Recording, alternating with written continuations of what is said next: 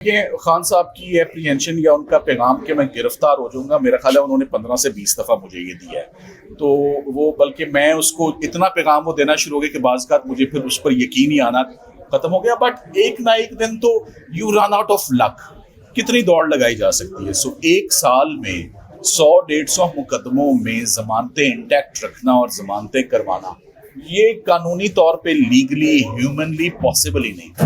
تو یہ آج دن تک یہ بیلز انٹیکٹ رہیں، یہ بہت بڑی بات ہے. اس میں آف کورس ایک تو یہ بات انڈیکیٹ کرتی ہے کہ کیس کھوکھلے تھے، کیسوں کے اندر کچھ تھا نہیں، ان میں سبسٹنس کوئی نہیں تھا. جتنی تیزی سے کیسز بنتے گئے اتنی تیزی سے کنوکشن بھی ہوتی رہی. اور جیسے وہ اسلام آباد والا فیصلہ آیا ہے وہ آپ سب کے نوٹس میں، اب اس کو کیا ہائی لائٹ کرنا کہ وہ فیصلہ انہوں نے کیوں دیا، کیسے دیا؟ ٹرائل تو مکمل ہی نہیں ہوا تھا. یہ بتا دیں کہ اب گرفتاری کے بعد ظاہر ہے وکیل نے اپنے کلائنٹ سے ہدایات پر دینی ہے، تو کیا مشکلات آپ کو پیش آتی ہیں ہدایات دینے سے؟ کہ آپ کی ملاقات، یہ بہت امپورٹنٹ بات ہے کہ وکیل کا رائٹ ہے اپنے سائل سے ملنا، اور سائل کا رائٹ ہے اپنے وکیل کو انسٹرکٹ کرنا، اسپیشلی جب اتنے زیادہ مقدمے ہوں. ان کے 3-4 لیڈ کاؤنسلز اس وقت، کسی ایک کو بھی اس وقت اجازت نہیں مل رہی ان سے ملنے کے لیے.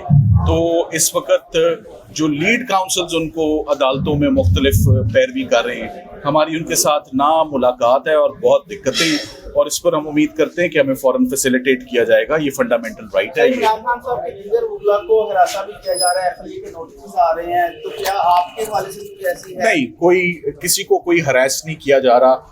لائرز نے اپنی پروفیشنلی اپنی ڈیوٹیز کرنی ہے اور وہ کر رہے ہیں اور کرتے آئیں گے. یہ نظام ہے یہ. Thank you.